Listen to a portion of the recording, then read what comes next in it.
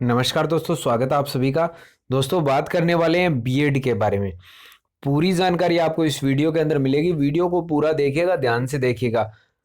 और वीडियो शुरू करने से पहले आपसे रिक्वेस्ट है, चैनल को सब्सक्राइब नहीं किया तो सब्सक्राइब करके बेल आइकन के बटन को जरूर दबा लीजिए। तो ये यहाँ पे आप देख सकते हो 20 नवंबर 2018 की अधिसूचना है।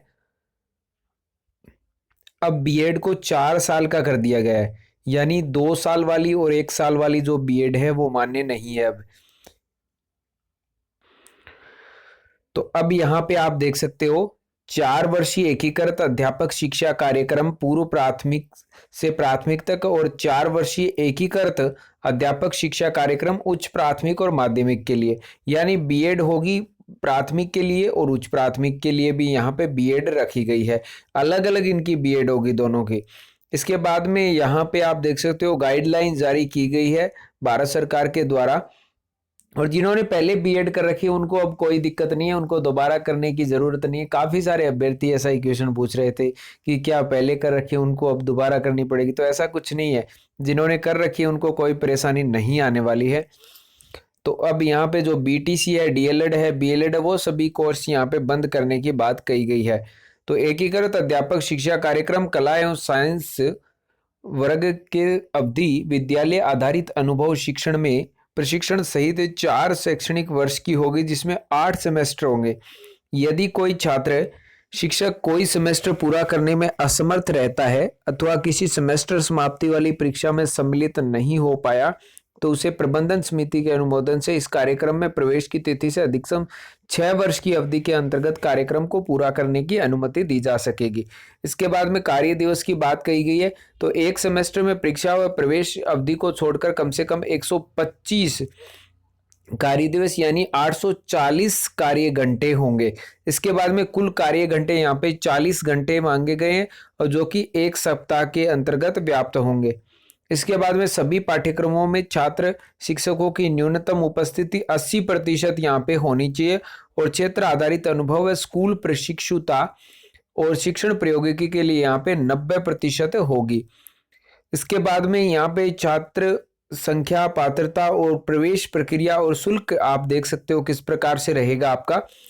जो छात्र की यहाँ पे प्रवेश संख्या देख सकते हो, प्रत्येक कार्यक्रम में 50 छात्र शिक्षकों को एक आधारित इकाई होगी।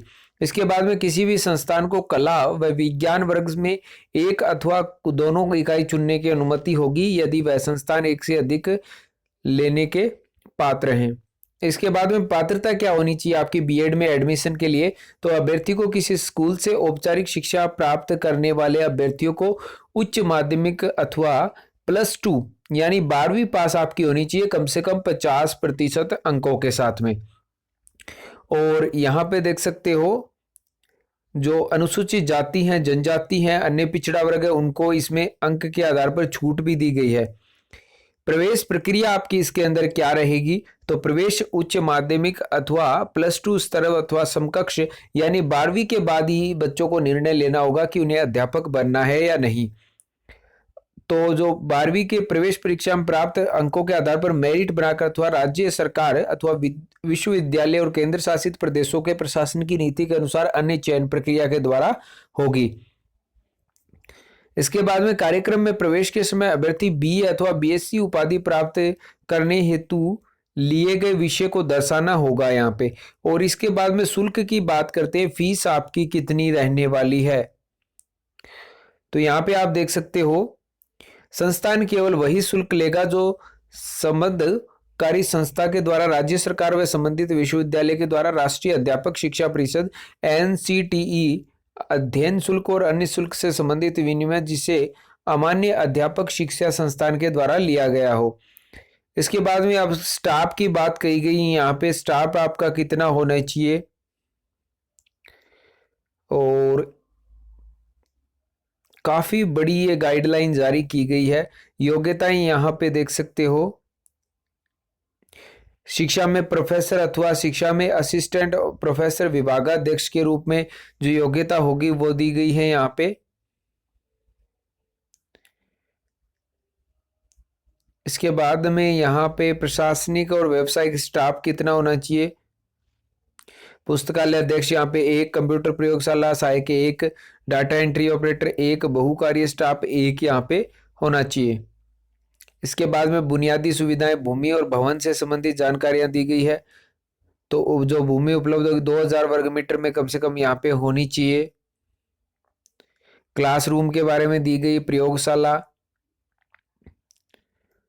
वांछनीय यहाँ पे। इसके बाद में देखते हैं आगे, कला और विज्ञान वर्ग के लिए दिया गया है, कार्य दिवस और अवधि सारी जानकारियां दी गई है।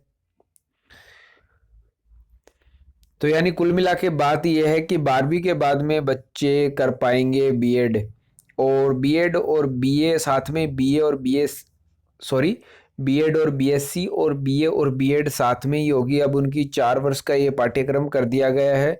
तो और पहले से जिन्होंने कर रखी है उनको कोई भी दिक्कत यहाँ पे नहीं आने वाली। तो वीडियो अच्छी लगी तो लाइक और शेयर जरूर कीजिए और चैनल को सब्सक्राइब करना ना भूलें। धन्यवाद। जय हिंद, वंदे मातरम।